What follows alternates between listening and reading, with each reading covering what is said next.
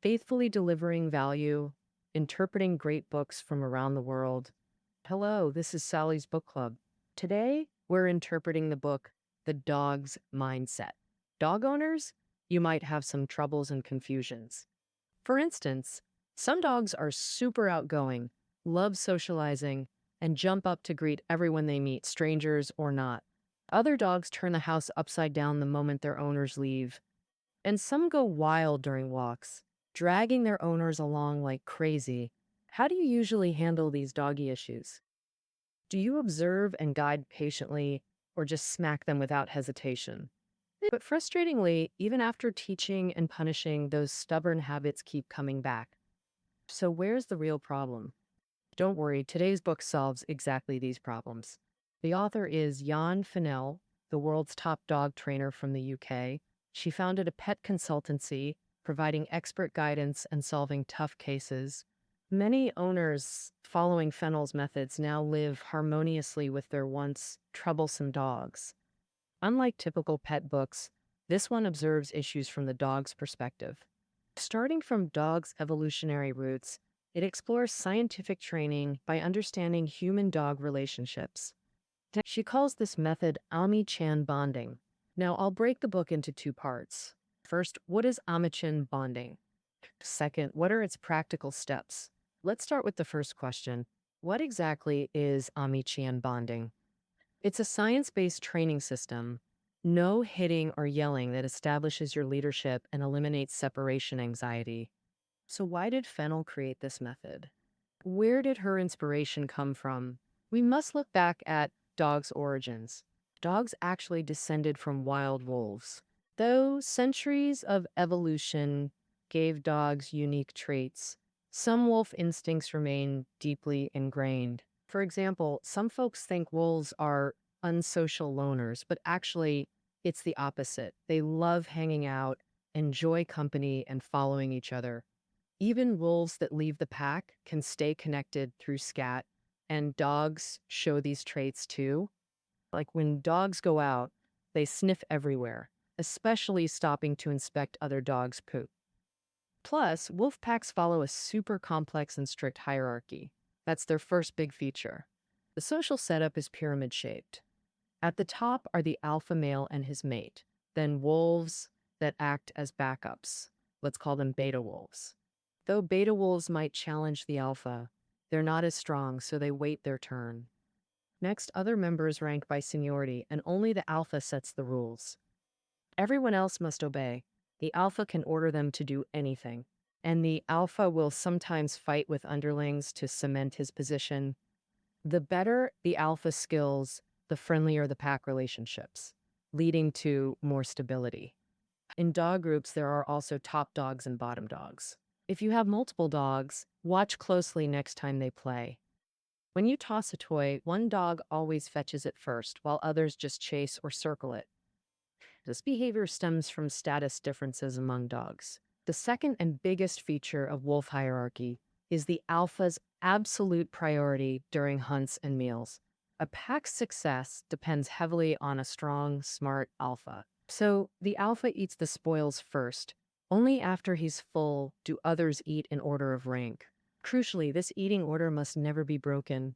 The alpha will attack any animal that eats before him, even relatives. No mercy for rule breakers. So, from this, we can understand why some dogs guard their food even from their owners.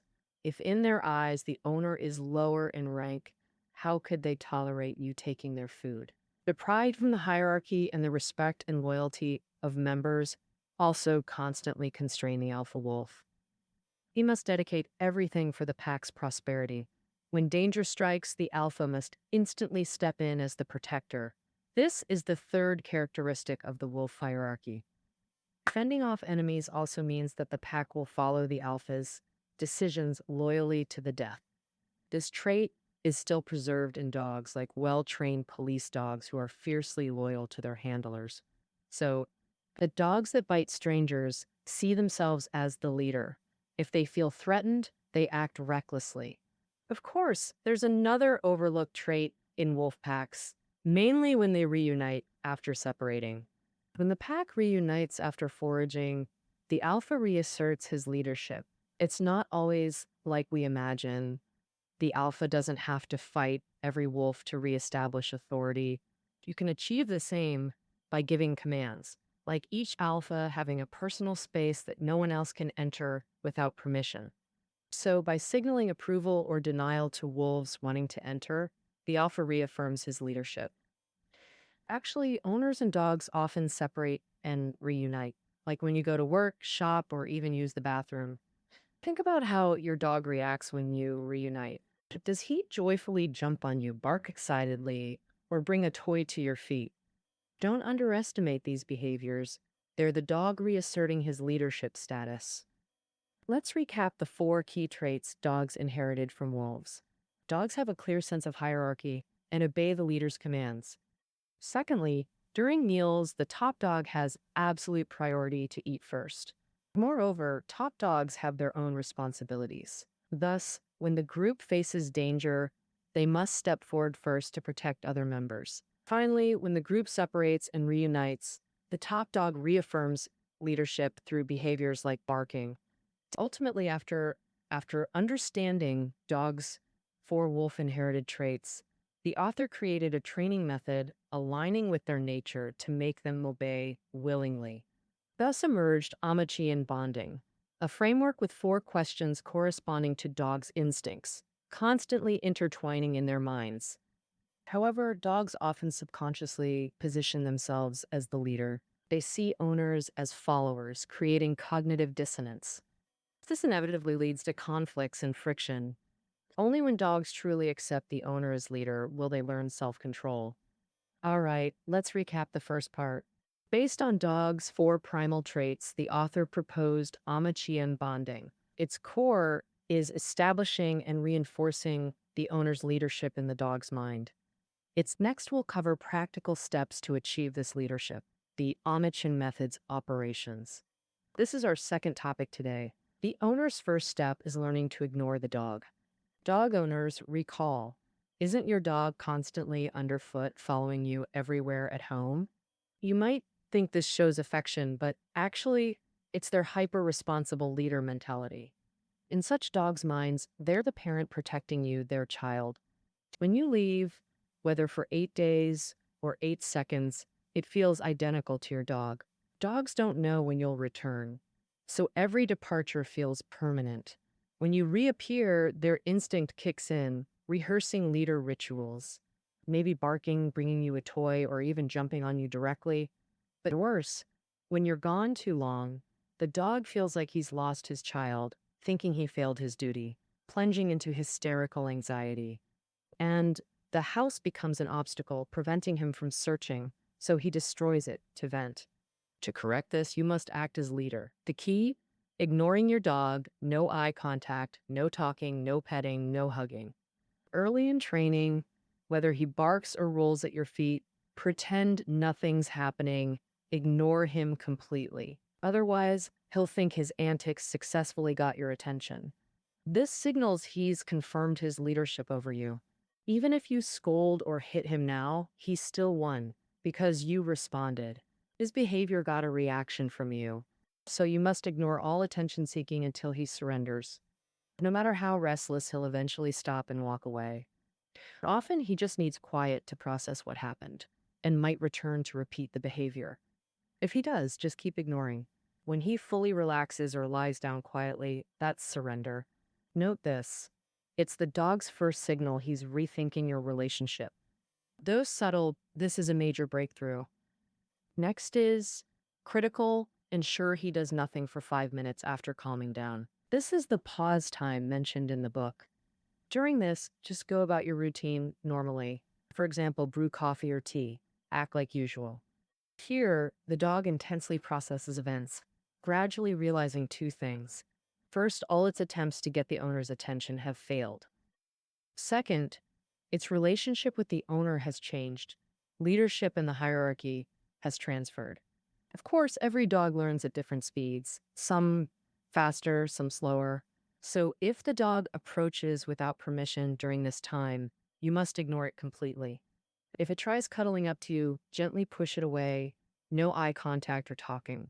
Once the dog truly understands who cares for whom in your relationship, its confusion-induced anxiety will fade. This actually deepens your bond with your dog. After truly accepting you as leader, behaviors like biting strangers, frantic barking, jumping on people, or leash pulling improve dramatically. For destructive chewing, once leadership is established, the author suggests eliminate pre-departure rituals. Like, avoid putting shoes on in front of the dog. Don't say goodbye when leaving, and don't deliberately turn off TVs or radios. Second, don't leave food out when departing. If necessary, hand feed it directly. Third, if possible, leave through alternative ways. Even climb out a window, then re-enter normally. Repeat while gradually extending absence time. Soon, you'll notice your dog cares less about your departures. These measures significantly reduce separation anxiety and destructive behavior. After reaffirming leadership, train your dog to approach only when summoned. This further cements your leadership. Remember 3 key points during training. First, maintain frequent eye contact and always use its name when calling. Second, when the dog responds correctly by coming, reward it immediately, like with a small treat. This establishes a crucial rule for the dog. The dog must obey the owner's commands and gets rewards for good behavior. Third, establish restricted areas at home. From training start, make sure the dog understands certain zones are off limits. Second, the bedroom is the owner's domain. The dog can only enter when permitted. This reinforces the leader concept in the dog's mind. If the dog deliberately acts up during training, immediately stop and restart after at least an hour. This strengthens subconscious thought patterns, letting the dog reflect on consequences of different behaviors. Ultimately, the dog learns that good behavior earns treats and affection, while bad behavior loses attention. And throughout, owners must be patient, avoid impulsiveness, and maintain consistent commands. Once understood, it usually takes just 2 weeks for dogs to fully adapt to new rules. On hearing its name, the dog should immediately sit, stand, make eye contact, and await instructions. Achieving this eliminates jumping or bouncing on people. Next, teach the dog who protects whom in dangerous situations. A classic example is frantic barking at doorbells or knocks. Again, this stems from the dog seeing itself as pack leader. During disturbances, it feels responsible for defending the home. Few guests appreciate such greetings. So when the dog detects outside movement and starts barking or jumping, first verbally acknowledge, I know, thank you, or pat its head to show appreciation. This recognizes its important role, but if barking becomes unbearable, an alternative is moving the dog to another room. Note, this isn't punishment, never scold or drag. Instead, reward cooperation with treats and gently close the door. The point of this is so the dog understands that recognizing danger is approved by the owner, that the decision-making power rests with the owner, which actually further establishes their leadership. Moreover, compared to enclosed indoor spaces, the wider outdoors poses bigger challenges for owners. So owners need to master some basic control skills. For example, when training the dog to sit, the owner can call it over, then take out a small treat, hold it above its nose, and move it over its head. At that moment, the dog will instinctively lift its head to follow the scent, and its body will naturally sit back. Then, the owner should immediately give the treat while saying, sit. After a few tries, the dog will get the command. Besides training static actions like sitting, a bigger challenge is ensuring the dog stays disciplined when walking with you. So, you might wonder, what's so hard about walking a dog? If you've got a dog that bolts off and won't come back, or one that drags you around wildly, I bet you'd love to know the right way to walk a dog. As the author says, walking is like going hunting for dogs. So the owner's first job is to keep the dog's emotions steady. Because for dogs, stepping outside means rushing into the unknown, which is super tempting. Thus, most dogs dislike the leash restraint. So reward them with treats when they accept it. On the flip side, if the dog pulls or tries to bolt, Stop dead still to show consequences, then restart from the beginning. Additionally, the author suggests making walks more obedient, and there are two details you must not overlook. First, key principle often missed by owners. The owner must exit first. It's crucial for a smooth walk. Because in Amichian bonding, emphasizing the owner's leadership is core. The owner is the leader protecting safety, a vital, non-negotiable principle. If the dog rushes out ahead of you, pull it back and restart the exiting process. If step one, exiting, goes smoothly. Second, during walks, ensure the dog never walks ahead. You lead, with the dog always at your side. Of course, dogs might show extreme excitement or curiosity during walks, wanting to bolt forward. Never engage in a tug of war with your dog. If the dog tries to surge ahead, tighten the leash, make it stop and sit. Once the dog learns that pulling means no more walks, it'll cooperate quickly. Finally, let's address daily mealtime challenges. Specifically, who eats first? This reinforces in the dog's mind that you're the leader, improving food guarding and distracted eating. Um, as mentioned earlier, wolf packs have strict hierarchies where the alpha eats first. Only after the alpha and family are satisfied can lower ranking members eat. This model works perfectly for human-dog mealtime dynamics. It's simple. When preparing the dog's food, make your own meal too, placing both dishes together. Stay silent, avoid eye contact, have family members take their plates and eat first. Only after everyone finishes, place the dog's bowl down and leave, letting it eat undisturbed.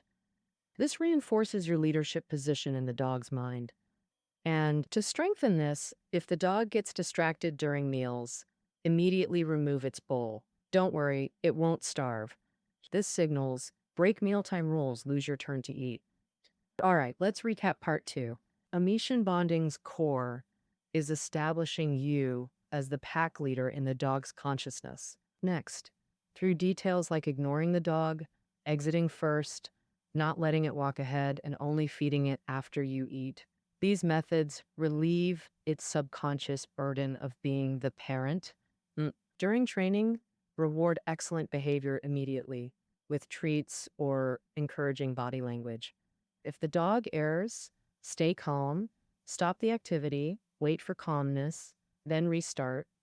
Building this relationship requires observation, communication, understanding, patience, and firm principles. So forging a close human-dog bond takes time. Never rush it. Consistent effort is key. Respect your dog, and it will respect you back. Well, that wraps up our sharing on the dog's mindset. Show notes are below the audio. See you tomorrow.